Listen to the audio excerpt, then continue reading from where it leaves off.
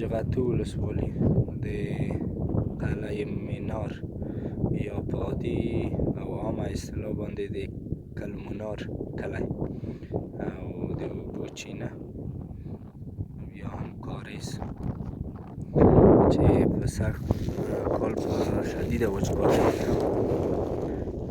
وچه شوې نه ده او په دې اوبو کې وړاندې ماهیان هم شتون لري. د سیمې خلکو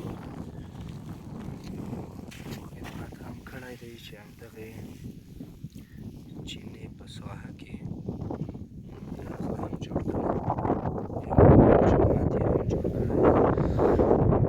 جومات د مسافرانو دپاره د لمانځه ځای او دلته اوبه هم شتون لري او یو کمکی حوض هم شته چې د دې نه بیا ځمکې اوبهږي او خړوبېږي.